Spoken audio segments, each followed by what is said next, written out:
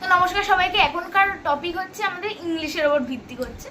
তো আমরা অনেক সময় এমন ওয়ার্ড দেখতে পাই যেগুলো মানে মিনিং এক, স্পেলিংও খানিকটা এক, বাট একটু এদিক ওদিক আছে। যেরকম আমি কটা এক্সাম্পল এনেছি, এখানে দেখো অর্গানাইজ, দেখতে পাচ্ছেন? একটু ক্লোজ করে দেখাও সবাইকে। অর্গানাইজ জেড আছে, এখানে অর্গানাইজ এস আছে, কিন্তু মিনিং দুটো এক, স্পেলিংও খানিকটা এক। এখানে কালার সিও এলো আর, এখানে সিও এলো ইউ আর।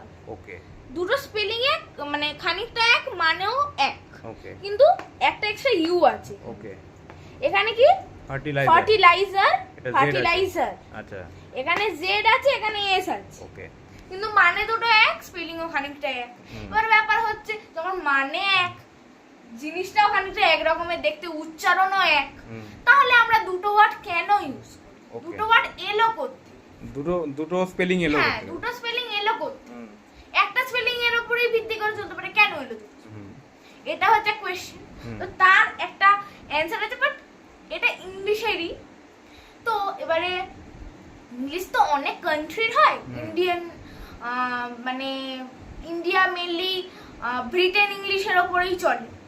তো ব্রিটেন ইংলিশ একটা মেন ইংলিশের আর কি ভাগ, আর একটা মেন হচ্ছে ইউএস এর ইংলিশ, আমেরিকা। হ্যাঁ, আমেরিকা। ওকে, তো এই যে স্পেলিং গুলো, কোনটা এই যে এই দুটো স্পেলিং দেখতে পাচ্ছ, দু রকমের স্পেলিং। হ্যাঁ, তো এখানে এই যে স্পেলিং এর ভাগটা, যেটা জেড আছে, হ্যাঁ এই যে স্পেলিং এর ভাগটা, এটা হচ্ছে ইউএস এর ইংলিশ। আচ্ছা, আমেরিকা। এই যে স্পেলিংটা, এটা হচ্ছে ব্রিটেন ইংলিশ। ওকে, এবারে আমরা কি করে বুঝবো? কারণ সব সময় তো আমাদের বোঝা সম্ভব নয়।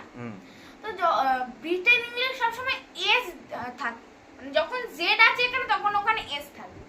এস যেই আছে তখন আমরা বুঝতে পারবো এটা ব্রিটেন ইংলিশ। আর ইউএস এর কিন্তু জেড থাকবে। আরেকটা কি, যেরকম কালার, কালার দুটোতে জেড নেই, এসও নেই, কি করে বুঝবো? ব্রিটেন ইংলিশে সবসময় এক্সট্রা কিছু অ্যাড করা থাকে, যেরকম কালার।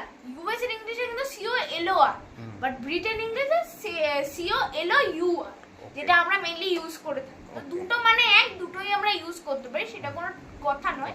অনেকের কনফিউশন থাকে, সেটা আজকে ক্লিয়ার। আচ্ছা, কারণ দুটো কেন স্পেলিং হচ্ছে, তাই না? এইটা কনফিউশন থাকে, কিন্তু মানে এক, উচ্চারণ খানিকটা এক।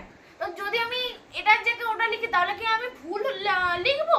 না, এটা অনেকের কনফিউশন থাকে, বাট এই কনফিউশনটা আজকে ক্লিয়ার করে দিই। তো কেরাম লাগলো অবশ্যই জানাবেন। Thank you.